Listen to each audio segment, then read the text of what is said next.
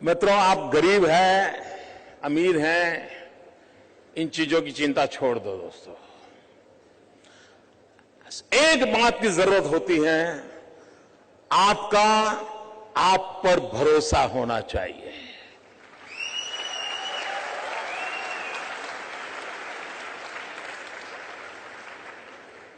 मित्रों, मेरे परिवार में 7 पीढ़ी में राजनीति का रवि मालूम नहीं है।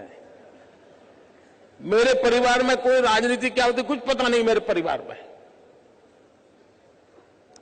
और मेरा बैकग्राउंड भी बिल्कुल सामान्य गरीब परिवार का है।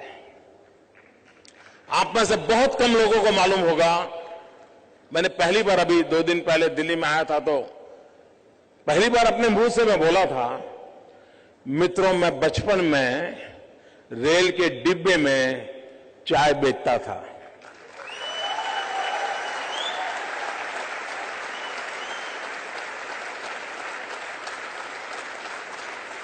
और आज आपके सामने खड़ा हूं।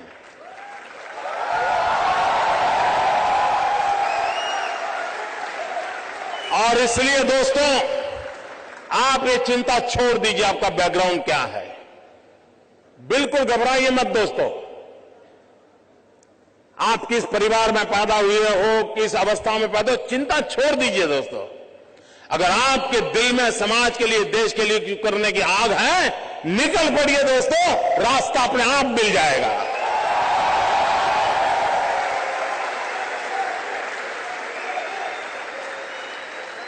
लेकिन मित्रों, लेना, पाना, बनना, ये ख्वाब लेके चलोगे तो ख्वाब ही रह जाएगा। लेकिन देने के मिजाज से निकलोगे तो दुनिया आपके चरण चूमने लग जाएगी। ये मैं आपको विश्वास देता हूं।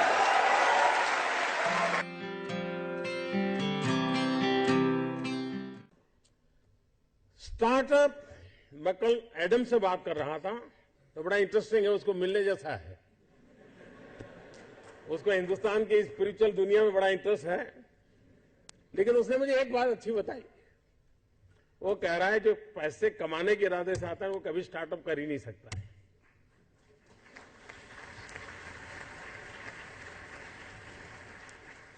जो कुछ करने के इरादे से आता है, पैसे उसके लिए बाय प्रोडक्ट होते हैं। और आप सबने देखा होगा कि आप लोगों ने जब शुरू किया होगा तब आपने बैंक बैलेंस क्या होगा ये कभी नहीं सोचा होगा। लेकिन किसकी जिंदगी में क्या बदलाव लाता हूं यह सोचा होगा, तब हुआ होगा।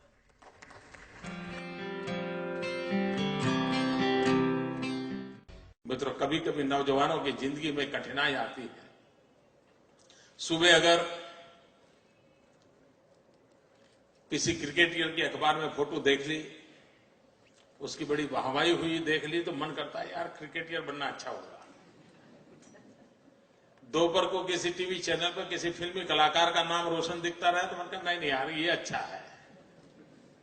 शाम को किसी डॉक्टर ने बहुत अच्छा काम किया है देख लिया तो मन करता है यार ये अच्छा है। यानी कई नौजवान मिलेंगे आपको, हफ्ते में 3 नई नई योजनाएं बताएंगे और आप भी परेशान हो गए। यार पिछले हफ्ते तो कह रहा था कि मुझे बिजनेसमैन बनना है और इस हफ्ते कह रहा है नहीं मुझे तो पॉलिटिशियन बनना है। मित्रों, ज्यादातर लोग ऐसे हैं जिनकी इच्छाएं रोज जन्म लेती हैं और ज्यादातर इच्छाओं का बाल मृत्यु हो जाता है। मित्रों, ऐसी क्या इच्छा होती है जिसका बाल मृत्यु हो जाए? कुछ लोगों की तो इच्छा ऐसी होती है जिसका गर्भधारण ही नहीं होता।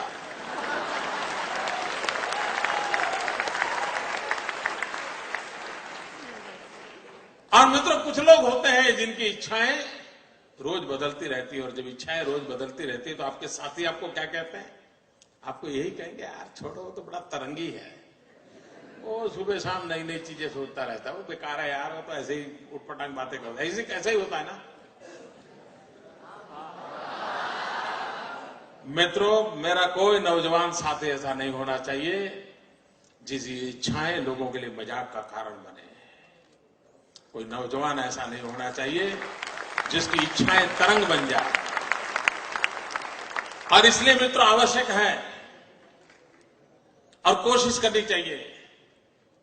इच्छा बुरी चीज नहीं है। लेकिन इच्छाओं को बदलते रहना बुरी चीज है। इच्छाएं स्थिर होनी चाहिए, और अगर इच्छा स्थिर है तो संकल्प बनती है, और संकल्प में जब परिश्रम जुड़ता है तो सिद्धि बन जाती है। और इसलिए इच्छा प्लस स्थिरता इज इक्वल टू संकल्प, संकल्प प्लस परिश्रम इज इक्वल टू सिद्धि। इस छोटे से अर्थ अलजेब्रा के समीकरण को लेकर के हम जिंदगी को बनाने की कोशिश करेंगे तो मैं मानता हूं मित्रों कि हम जीवन में कभी विफल नहीं हो सकते।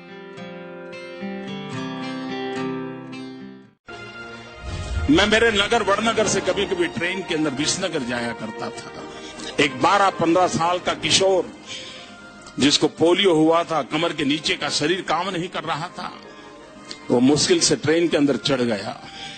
उस गंदे कपड़े थे, भिक्षुक जैसा लगता था, लेकिन वो भीख नहीं मांगता था और हर किसी के पास जाकर के वो रिक्वेस्ट करता था मुझे बूट पॉलिश करने के लिए दीजिए। और उस समय 10-15 पैसे में बूट पॉलिश होती थी, और लोग कभी दया भाव के कारण, कभी करुणा के भाव के कारण उससे अपना जूतों की पॉलिश करवाते होंगे। लेकिन मैंने देखा, पॉलिश वाले करने वाले बहुत देखे थे, लेकिन इस बच्चे की तरफ मेरा ध्यान गया। मैं देख रहा था क्या कर रहा है। उसने क्या किया, अपने गंदे टूटे फूले झोले में से उस दिन का टाइम्स ऑफ इंडिया निकाला और उस पर लिखा था, ग्राहक के प्रति उसने लिखा था कि आज का दिन बहुत ही शुभ हो, आपकी यात्रा शुभ हो, आपके सारे काम सिद्ध हो। अंग्रेजी में उसने एक छोटा वाक्य लिखा था। और जैसे ही उसने जूते दिए पॉलिश करने के लिए, तो इसने उनके हाथ में टाइम्स ऑफ इंडिया पकड़ा दिया। उस ग्राहक को भी लगा कि 10 पैसे में पॉलिश हो रही है और 1 रुपए का अखबार पढ़ने को मिल जाता है। इस घटना को मैं देख रहा था तो मैंने उस बालक को पूछा, मैंने कहा भाई तुम हो कौन? बोले मैं कर्नाटक का हूं, कोई परिवार में है नहीं, मेरी शरीर की हालत अच्छी नहीं है, लेकिन मैं सम्मान से जीना चाहता हूं, इसलिए मैं यहां पहुंच गया हूं, करते करते काम कर रहा हूं। और बोले मैं लोगों की सबसे अधिक सेवा करना चाहता हूं। बोले हर दिन सुबह एक टाइम्स ऑफ इंडिया खरीद लेता हूं और दिन भर में 25-30 लोगों की जब पॉलिश करता हूं, 5 मिनट 7 मिनट पॉलिश करता हूं, उतनी देर वो अखबार पढ़ लेते हैं और मुझे आशीर्वाद भी देते हैं, पैसे भी देते हैं। मैंने इस दृश्य को देखा तब मुझे गीता पूरी तरह समझ आ गई। मुझे लगा इसको कहते हैं योग कर्मशु कौशलम। पॉलिश करने वाले काम को उसने योग बना करके जिस प्रकार से उसमें प्रोफेशनलिज्म ला करके काम किया था, और यही तो योग कर्मशु कौशलम है, जो जिंदगी को जोड़ देता है, कार्य में जीवन को जोक देता है। वो यौगिक अवस्था को प्राप्त करके जीवन में एक अद्भुत अनुभूति का एहसास करता है। संगठन का काम करना ये उनका जो मूलतम कार्य है वो है। कई प्रांतों में पार्टी का काम करते रहे हैं और जिन लोगों के साथ काम करते रहे हैं उनको भी लगता है कि वो टफ टास्क मास्टर हैं, डिसिप्लिनरियन हैं, नए नए आइडियाज उनको सूझते हैं। अगर वो चुनाव लड़वा रहे हैं पार्टी को किसी प्रांत में तो उसमें भी वो क्रिएटिव हैं। संगठन को और मजबूत कैसे बनाना, पार्टी का नेटवर्क और कैसे, या उसका बेस कैसे और भी ब्रॉड बनाना, वो उसमें अच्छी तरह से उनकी शक्ति का वो उपयोग करते हैं। ऑर्गेनाइजेशन तो बहुत अच्छा करते ही हैं, इसलिए तो यहाँ भी काफी ऑर्गेनाइजेशनल ड्यूटीज उनको दी जाती है। So that there is no question that he is a very good organizer. राजनीतिक के रूप में मैं ये मान सकता हूँ कि उनकी और हमारी विचारधारा में चाहे जितनी भी भिन्नता हो, पर वो अपनी विचारधारा के प्रति प्रतिबद्ध राजनीतिक हैं। और उनके बारे में जो आम धारणा है वो ये है कि संगठन के में उनकी बड़ी अच्छी पकड़ है।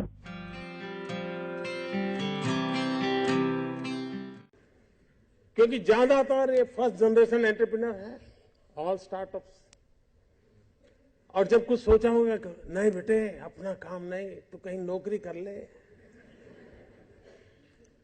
शुरू में जब दोस्तों ने सुना होगा बहुत मजाक उड़ाया होगा, उपहास किया होगा, जाते आते आपको उसी उपनाम से सुनाते होंगे, ये कुछ करने वाला है, ये करने वाला है।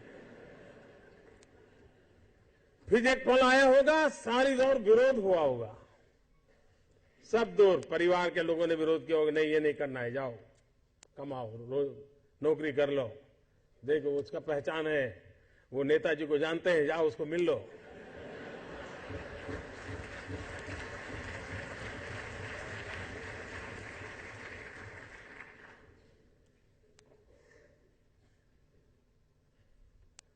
उस विरोध के बावजूद भी जो टिके होंगे, आज सब लोग कहते होंगे कि यार इसने तो कमाल कर दी, कुछ ऐसा मुझे भी करना है। हर किसी के स्टार्टअप की जिंदगी की यही कहानी है।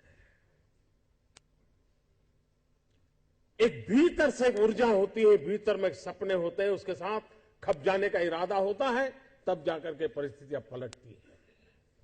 और दुनिया में हर किसी ने यही किया होगा।